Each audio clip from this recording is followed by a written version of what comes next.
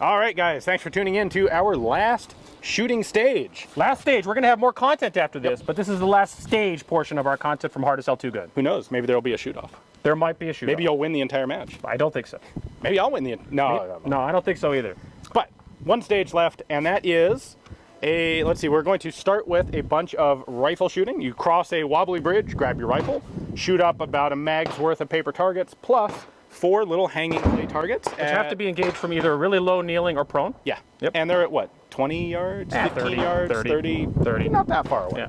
Yeah. Then, once you've done that, dump your rifle, and you have to go across the Wall of Doom, which is basically kind of like an obstacle wall. Not allowed to touch the top. Not allowed to touch the top. Procedural penalty. And if you fall off, you run to the beginning and start over. Yep, and everybody laughs at you. So get to the end, ring the bell, and then you go to a little shoot house.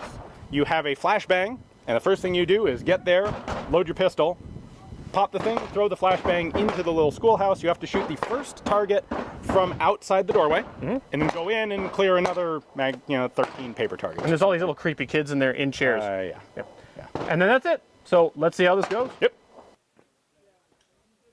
Okay. Are you ready? Yep. Stand by.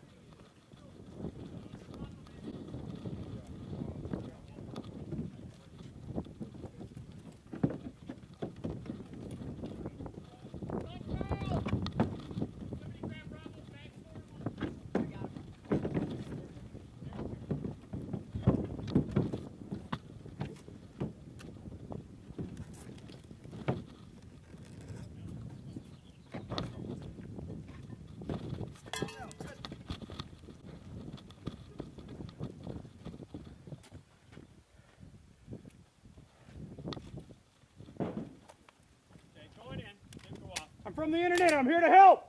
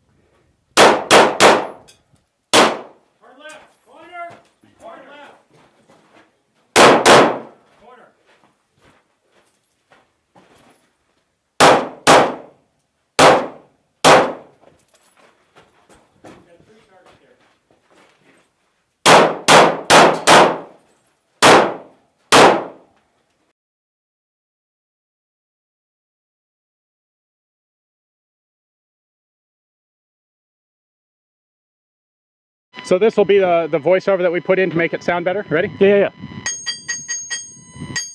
Dude, you're fast. Wait. I missed one. Wait. Pew! Pew! Pew! Pew! Pew! Wow, I hit more Silencer. times than I fired. Silencer. A silencer. That's how we make ourselves look better at matches, is that kind of stuff. So guy in the background with a hammer and steel and hitting the steel when we're not hitting it. It's awesome. It's perfect. Makes us awesome. It makes InRange look like just proficient operators. Someone else, not even trying. Anyways, that was the last stage of Hard as Hell 2 Gun for us. We survived! We survived. You know what? It's funny because the first stage of the entire match was the most physically demanding one. Absolutely. And when we were done, and let me say, when that first stage we shot was physically demanding, I'm not exaggerating, it was physically demanding. Yeah. You were taken, I was gassed. You were super gassed. And you were tasting blood. I was tasting blood, and we're watching people like dying. Yeah. One of our squad actually hurt his ankle so bad he dropped out of the entire match. Yeah. That was the first stage. I'm like, oh my God, is this whole thing gonna be like this? And the answer was, to be honest, thankfully no. No. There was some other physical stuff. We're gonna have a full match conclusion, which will be a separate video. Yeah. How did we do on this? We did pretty well. Yes. This is a rare time when I actually screwed something up, took a penalty, and still managed to beat you. You did. So I lost time in really two places on this one. So I got across the bridge, no problem. Yeah. Got down, loaded my gun, no problem. Engaged all the paper, no problem. Yep. Got down prone, and there were these clay pigeons at about 25 yards. They were close. Okay. Well, the 25, which is a weird intermediate for me. On the EOTech reticle that I have in that hollow sun, 7 yards is the bottom, and the dot is actually 50, 200. Okay, that's how I have it zeroed. And so I was actually aiming a little bit low to get it, and he said I was high, so I aimed lower. And this is an instance in which the RO can give you wrong data. Yeah. I was actually hitting just around it and a little bit low, so I actually needed to aim a little high. And he told me to shoot low, and when I aimed low, then I hit a little berm that was between us and the targets, which deflected around, which made me know his data's corrupt. And then I started aiming higher, and that's when I got it. Right. And when I hit the first one, then I was fine. Then I was like, da-da-da-da. But it was a weird intermediate range that I just haven't bothered with tiny little targets on. Right. To be honest, it was something that's deficient and something I haven't tried. So that took me time. The wall, I felt like I was okay. Yeah, we're fine. I may not have been, but I was no problemo. No. And the shoot house was fine too. Yep. So I landed up with a 156 clean. Yeah. And you? I did 139 raw time, and then I had a 10-second penalty for a missed target, because the very last paper, and I don't think there's a good angle on this on the footage because of where we were filming from, but you had to lean out around a barrel and hit a target. And I think what probably happened is I skimmed the barrel, because I had no hits on the paper, and the rounds, according to the guys who saw the hits, and I did not, they like went this way and one went that way. And they came up after the end of the stage and like, did you actually try to hit that? Because if you forgot about the target, that's one penalty. But if you just missed it, that's less of a penalty. They were trying to assess if it was an unhit target or an unengaged target. Yeah, so it was unengaged, but 10 seconds, and that gave me a 149. Yeah, so 7-second difference between you and I. Yeah, it's great. I think where you gained time on me was you were on those clays like that. Yeah. And what dot did you use?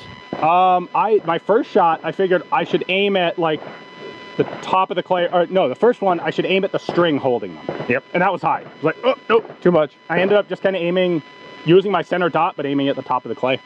That's what I thought. And that's blip, blip, blip, blip, done. That's what worked for me too. Yeah. Which is why when he told me what to do was kind of messed me up. It's okay. It is what it is. So the point is, sometimes, most of the time coaching is good if it's allowed. Sometimes coaching is wrong. Consider who the coach is. If it had been you or Brad, you would have given me more valuable data. Yeah. Also, I used this opportunity to actually bring out the bipod again. It's funny to I didn't need it, but by God, it's been 2 full days and I've used it once. I'm going to use it a second time. I think you're going to put that bipod under your pillow. You're itching to use that bipod. You just want to put it under your pillow and you be like, in the middle of the night you wake up, you go, oh, my bipod, put it back. It's carbon fiber and magnets. It's freaking cool. I think we have a lot of conclusions to take home about our gear in our final video. Yeah. But in that stage, so you got my time. You got those 7 seconds, well, actually 17. Oh, so I picked up time on the clays. I picked up time on the wall. Yep. I lost time loading that D drum. Yep. Because maybe I could do it, but I'm making a point not to try and load that on a closed bowl. I really don't.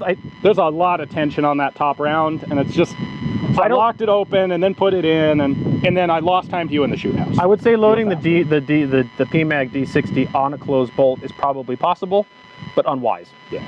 So this is, and you know what? It's not like a 30 rounder where you download it 2 and then suddenly it's less tension. No, you load it like 30. The design of that drum does not really afford itself to work that way. Yeah. So pretty much what you want to do with the DMAG is you want to load from an open lockback bolt, and both our guns, when you hit the closed bolt, doesn't always work. Sometimes you got to give it one extra tug. I had one where it did that. One time it did that. That DMAG, the point is the D60 has a lot of tension on that first round, so you got to make sure that you've chambered that first round. Once you have, you're fine. Right, absolutely fine. So again, you gain time on the clays, you gain time on the wall, lost time on the D60, lost time in the shoot house. Yeah. And the end result being, we landed up 7 seconds apart. Yep. So congratulations on that. We don't know what the final scores are yet for the match. We're going to find out pretty shortly. We're going to have our powwow. Yep. We're going to have our conclusions. We're going to find out how we placed and where. And then tonight we're going to try to do something that's a more thoughtful, probably long form discussion of what we thought about the match, what we gained from the match, what we learned from the match, and more importantly, what we learned about our what would Stoner do rifles. And what awesome prizes we got. If we get any. That's the most important part. That's the most important part of any match. If there's no prize table, don't go, right? Yeah, totally. Absolutely, that's the right recommendation. All right, let's go get some dinner. Thanks for tuning in to us for all of these stages. Please stay tuned for more cool hard as hell 2-gun coverage and dialogue. And if you like this, couple things. Oh yeah. First, check out Hard as Hell 2-gun 2018. Yes. It's going to be a thing, and it's going to be at their new facility, which is even bigger and badder than this one. If you like this sort of thing, please do check us out on Patreon. We are InRangeTV is an entirely viewer-funded channel. If you like seeing this, it takes us time and energy, lots of energy and ammo and all sorts of expenses to drive up here to Utah and participate in this. If you like it and you can afford to help us out, supporting us at $1 a month, that really goes a long way.